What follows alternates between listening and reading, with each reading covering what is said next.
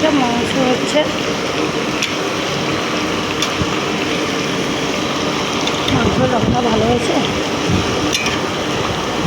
জানি না তোমাদের পছন্দ হবে কিনা। আমি ক্যামেরা করতে পারি না রান্না করতে করতে, কিন্তু আমারও ইচ্ছে হয় ব্লগ বানিয়ে ছাড়ি। আমি নিজে কতজনের জন্য রান্না করছি, সবাইকে প্যাকেট করে কোম্পানিতে দিয়ে আসা। এইদিকে মাছের মাথা ভাজা হচ্ছে।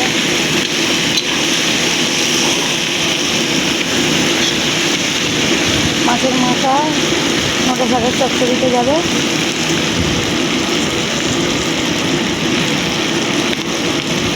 বড়ি ভাজা, আবার চিংড়ি মাছটাও ভাজবো। সবই কলমি শাক চচ্চড়িতে যাবে। এইদিকে হচ্ছে কলমি শাক, নোটে শাক পাইলে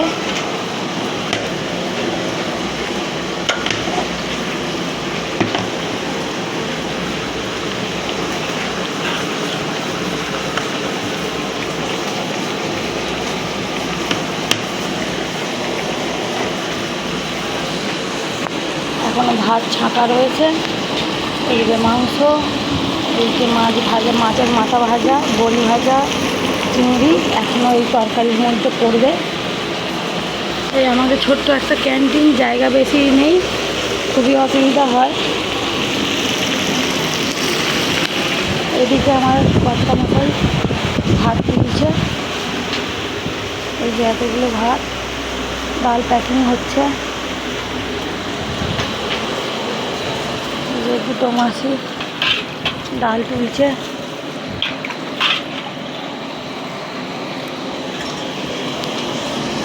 আর এই সব কাজের জন্য আমার খুবই এরকম মাসিদের মতন কর্মী দরকার।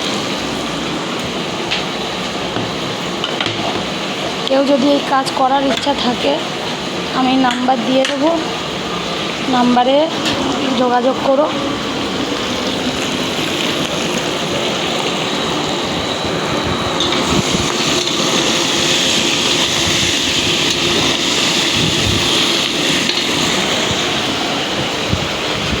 একটা ছেলে দরকার এরকম ভাত তোলার জন্য, ভাত নাবানোর জন্য, ছাঁকার জন্য, এই বড় গামলিগুলো ধরে নাবানোর জন্য, আর এই পার্সেলগুলো